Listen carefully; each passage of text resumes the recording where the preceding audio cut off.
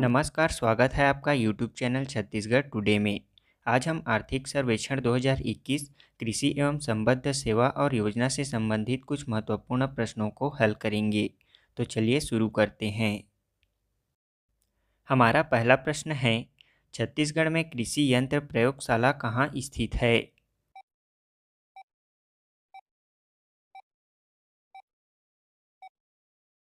इसका आंसर है option A, Raipur में। छत्तीसगढ़ में कृषि यंत्र प्रयोगशाला रायपुर में स्थित है। इसके अलावा बीज गुण नियंत्रण प्रयोगशाला भी रायपुर जिले में स्थित है। हमारा अगला प्रश्न है, प्रदेश में फसल क्षेत्र का सकल राज्य घरेलू उत्पाद 2020-21 में अग्रिम अनुमान स्थिर भाव पर कितने प्रतिशत की हिस्सेदारी है?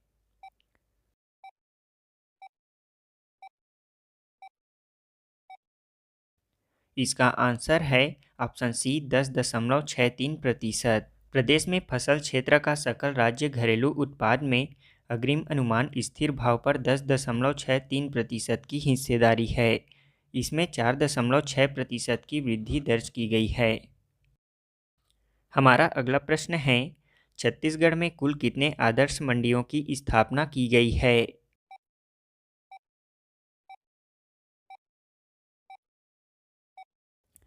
इसका आंसर है ऑप्शन ए, 5। छत्तीसगढ़ में कुल 5 कृषि आदर्श मंडियों की स्थापना की गई है। ये मंडियां हैं राजनांदगांव, मुंगेली, कुरुद, कवर्धा और धमतरी। अगला प्रश्न है, छत्तीसगढ़ के पहले किसान शॉपिंग मॉल की स्थापना कहाँ की गई है?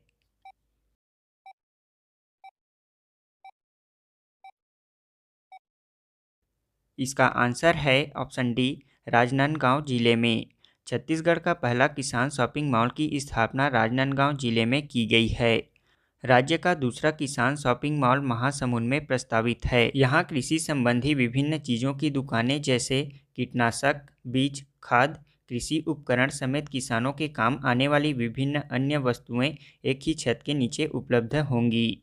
इसके साथ आपको यह भी बता दें कि छत्तीसगढ़ का पहला किसान बाजार धमतरी जिले में और छत्तीसगढ़ का पहला जैविक हाट बाजार गरियाबंद जिले में बनाया गया है। अगला प्रश्न है, छत्तीसगढ़ के कुल कितने कृषक उपज मंडियों को राष्ट्रीय कृषि बाजार से जोड़ने के लिए चिन्हांकित किया गया है?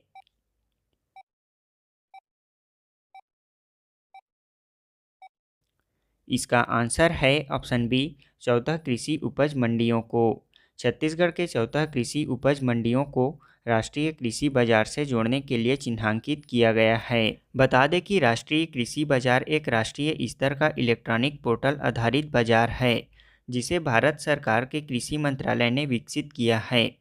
इसका उद्देश्य देश के विभिन्न राज्यों में स्थित कृषि उपज मंडी को इंटरनेट के माध्यम से जोड़कर एकीकृत राष्ट्रीय कृषि उपज बाजार बनाना है। इससे कृषि उपजों की खरीदी बिक्री में कृषक और व्यापारियों के मध्य बिचौलियों के हस्तक्षेप को कम किया जा रहा है। इसमें देश के कुल 585 कृषि उपज मंडियों को राष्ट्रीय कृषि बाजार से जोड़ा जाएगा। अगला प्रश्न है, प्रदेश में फसल का उत्पादन क्षेत्र 1000 टन में सबसे अधिक उत्पादन अवरोही क्रम में निम्न में से कौन सही है?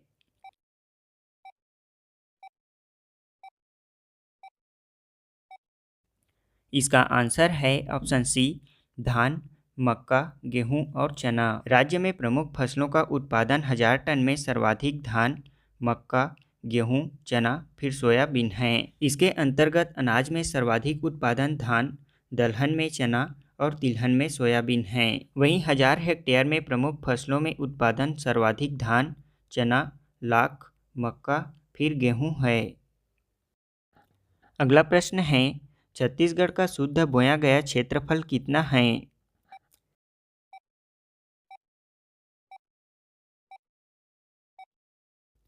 इसका आंसर है option A, 46.35 lakh hectare. Chhattisgarh का शुद्ध बोया गया क्षेत्रफल 46.35 लाख हेक्टेयर है, जबकि कुल बोया गया क्षेत्रफल 57.34 लाख हेक्टेयर है। इसमें जिले के आधार पर देखें तो शुद्ध कुल बोया गया क्षेत्रफल सर्वाधिक है राजनांदगांव जिले में, जबकि न्यूनतम नारायणपुर जिले में है।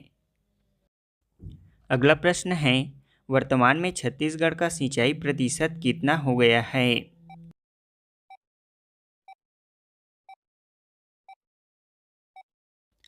इसका आंसर है ऑप्शन सी 38.20%।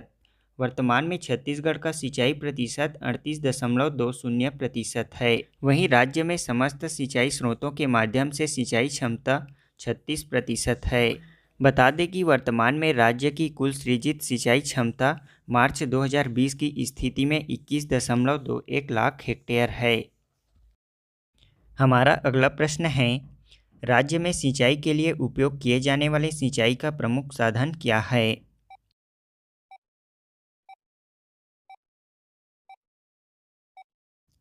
इसका आंसर है ऑप्शन सी नहरें अथवा जलाशय। छत्तीसगढ़ में सिंचाई के लिए उपयोग किए जाने वाले सिंचाई के प्रमुख साधन हैं नहरें अथवा जलाशय।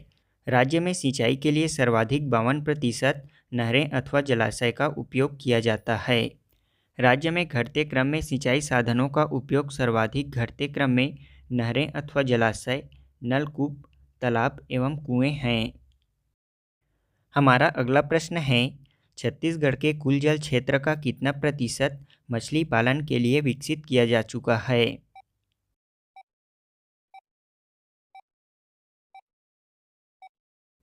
इसका आंसर है ऑप्शन सी 94.66%। संसाधन की दृष्टि से छत्तीसगढ़ राज्य में 1.909 लाख हेक्टेयर जल क्षेत्र उपलब्ध है, जिसमें से 1.807 लाख हेक्टेयर जल क्षेत्र मछली पालन अंतर्गत विकसित किया जा चुका है, जो कि कुल जल क्षेत्र का 94.66% है।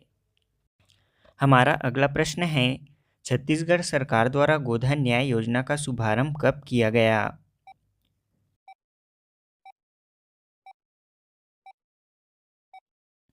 इसका आंसर है ऑप्शन बी 20 जुलाई 2020 को। मुख्यमंत्री भूपेश बघेल द्वारा 20 जुलाई 2020 को हरेली त्यौहार के अवसर पर रायपुर जिले के आरंग विकास खंड के बैहार गौठान में गोबर की खरीदी कर राज्य सरकार की महत्वाकांक्षी गोधन न्याय योजना का शुभारंभ किया गया था। छत्तीसगढ़ में गोधन न्याय योजना जैविक खेती को बढ़ावा देने के लिए और ग्रामीणों की आर्थिक स्थिति को मजबूत करने के मकसद से शुरू किया गया था। इसका उद्देश्य राज्य में जैविक खेती को बढ़ावा, पशुपालकों की आमदनी में वृद्धि, फसलों की चराई पर रोक लगाना, जैविक खाद के उपयोग को बढ़ावा देना, स्थानीय स्तर पर जैविक खाद की उपलब्धता, भूमि की उर्वरता में सुधार, रासायनिक उर्वरक उपयोगों में कमी लाना और ग्रामीण एवं शहरी स्तर पर रोजगार के नए अवसर के उद्देश्य से प्रारंभ किया गया था।